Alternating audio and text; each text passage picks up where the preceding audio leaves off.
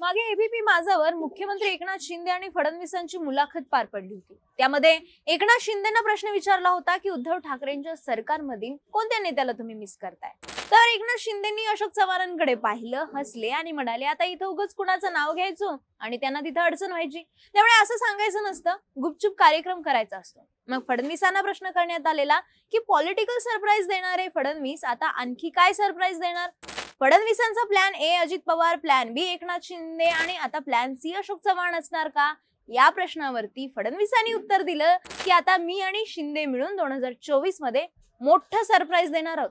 आता 2024 साल आलं आणि हे सरप्राईज म्हणजे अशोक चव्हाण असणार आहेत, अशी आता राजकीय वर्तुळात चर्चा सुरू झाली आहे। अलीकडेच काँग्रेस फुटीचा पहिला अंक पार पडला सिद्दीकी पिता पुत्रांच्या निमित्ताने। आता दुसरा अंक पार पडतोय अशोक चव्हाणांच्या राजीनाम्यामुळे। मागच्या काही काळात नांदेड, लातूर आणि धाराशिव मतदारसंघात काँग्रेस फुटणार, काँग्रेसमधले मोठे नेते भाजपमध्ये येणार अशा चर्चा सुरू होत्या। नांदेडमध्ये खासदार चिखलीकरांनी अशोकराव चव्हाण कधीही भाजपमध्ये येतील असं विधान माध्यमांसमोर केलं होतं। अशोक चव्हाणांनी राजीनामा दिलाय आणि आता अमित शहा लवकरच महाराष्ट्र दौऱ्यावरती येत आहेत। त्यांच्या उपस्थितीत आता अशोक चव्हाण भाजपमध्ये प्रवेश करणार असल्याचं सांगितलं जातंय। त्यांच्या बरोबरच अमरनाथ राजूरकरांनी देखील काँग्रेस सदस्यत्वाचा राजीनामा दिलाय। असे एक एक करून या आमदारांची, नेत्यांची संख्या आता वाढणार असल्याचं सांगण्यात येते। आधी एकनाथ शिंदे, अजित पवारांसारखे नेते भाजपला जाऊन मिळालेत आणि आता अशोक चव्हाणांचा नंबर लागलाय।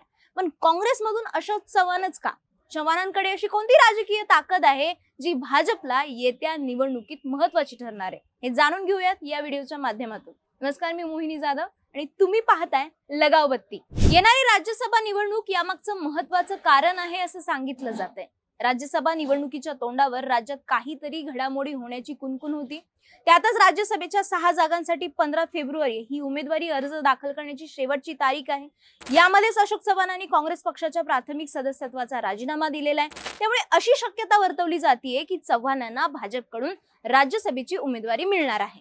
राज्यसभा निवडणुकीत भाजपला 6वा उमेदवार निवडून आणायचा आहे आणि त्यासाठी अशोक चव्हाण महत्त्वाचे ठरणार आहेत। राज्याच्या विधानसभेतून राज्यसभेवर निवडून जाण्यासाठी त्या पक्षाच्या उमेदवाराला आमदारांच्या मतांचा कोटा पूर्ण करणं आवश्यक असतं। सध्या विधानसभेच्या आमदारांची संख्या 286 इतकी आहे। सूत्रानुसार 286 भागिले 6 अधिक 1 बरोबर 40.9, म्हणजेच राज्यसभेत निवडून जाण्यासाठी 40 ते 41 मतांचा आकडा गाठावा लागणार आहे। आता राज्यसभेत 6 जागांसाठी निवडणूक होणार आहे। भाजपकडे 104 आणि अन्य 13 अपक्षांची मतं आहेत। त्यानुसार भाजपच्या 3 जागा सहजपणे निवडून येऊ शकतात। शिंदेच्या शिवसेनेकडे 39 आमदार आणि 10 अपक्षांची मतं आहेत। त्यानुसार शिंदे गटाची 1 जागा सहज निवडून येईल। राष्ट्रवादी काँग्रेसकडे 43 आमदारांचा पाठिंबा आहे। त्यानुसार राष्ट्रवादीला 1 जागा मिळवता येईल। आता महाविकास आघाडीमधील ठाकरे गट आणि शरद पवार गटातील एकूण आमदारांची संख्या 25 पेक्षा जास्त नाही, पण काँग्रेसकडे 45 आमदारांचं संख्याबळ आहे आणि त्यानुसार काँग्रेसची 1 जागा आरामात निवडून येईल। आता प्रश्न आहे 6व्या जागेचा। हीच 6वी जागा जिंकून आणण्यासाठी भाजपला अशोक चव्हाणांसारखा नेता उमेदवार म्हणून हवाय।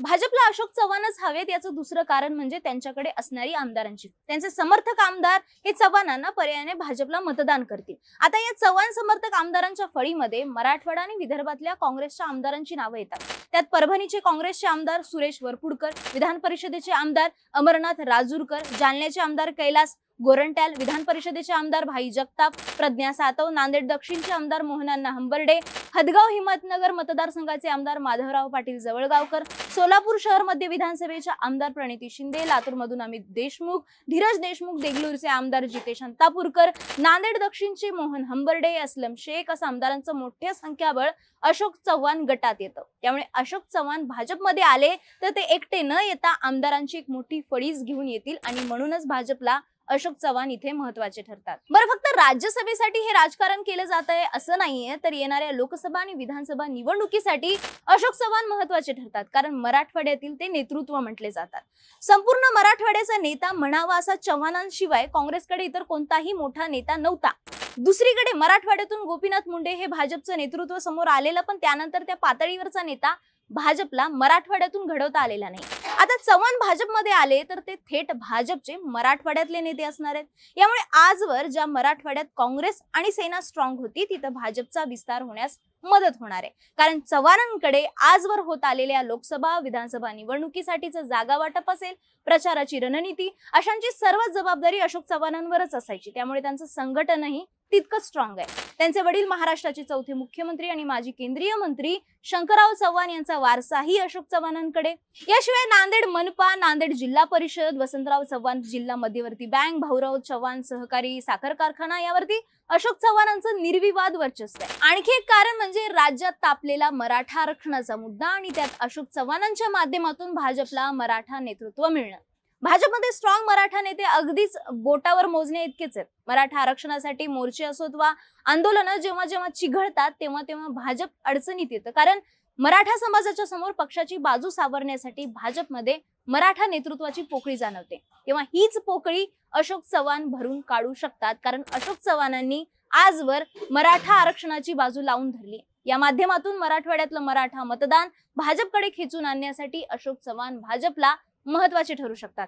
याच सगळ्या गोष्टींमुळे भाजपमध्ये अशोक चव्हाणांचं येणं महत्वाचं ठरतं. पण तुम्हाला काय वाटतं, अशोक चव्हाण भाजपमध्ये येऊन राज्यसभेवर जातील की लोकसभा लढतील की मग राज्य सरकारमध्ये एखादी जबाबदारी सांभाळतील? तुमचं मत कमेंट करून सांगा आणि राजकीय घडामोडी जाणून घेण्यासाठी आमच्या लगावती YouTube चॅनलला सबस्क्राईब करायला विसरू नका.